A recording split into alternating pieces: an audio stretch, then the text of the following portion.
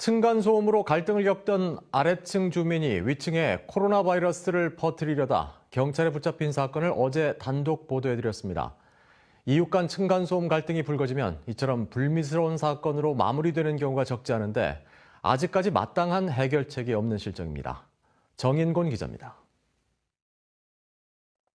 아파트 위층 주민의 자전거에 자신의 분비물을 휴지로 묻힌 아랫집 여성. 이 여성은 코로나19에 감염된 상태였는데 1년 반 동안 이어진 층간소음이 원인이었습니다. 층간소음을 둘러싼 보복 방식도 다양합니다. 울산의 다른 아파트, 벽을 두드리고 우퍼 스피커를 24시간 켜놓는 등 보복소음이 1년 넘게 지속됐습니다.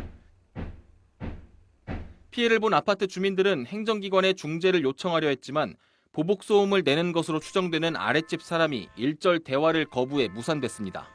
그러니까 이게 어떻게 일상생활이 되겠습니까? 전혀 안 되죠.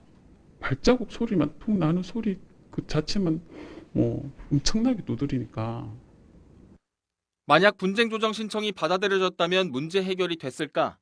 환경부의 중앙환경분쟁조정위원회는 문제 해결을 위해 층간소음 이웃사이센터를 운영하고 있습니다.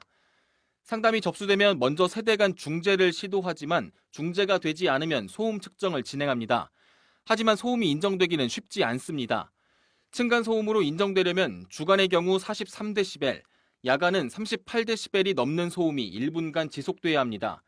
또 층간소음이 인정되고 분쟁조정위원회 절차까지 진행해도 법적 강제성은 없습니다.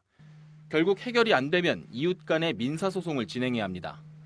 소음 측정을 하시고 방문 상담을 하신다고 하더라도 준공공기관이다 보니까요. 효력은 없습니다. 이 부분에 대해서 끝까지 민사소송을 가겠다 하시는 분들은 개인적으로 증거자료를 다시 남기셔야 됩니다.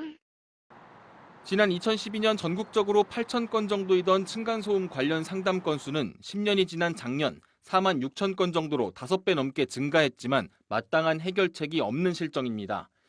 전문가들은 갈등 기간이 6개월 정도 넘으면 감정까지 더해져 해결이 더 힘든 만큼 그 전에 대화로 푸는 것이 현실적인 방법이라고 조언했습니다. MBC 뉴스 정인곤입니다.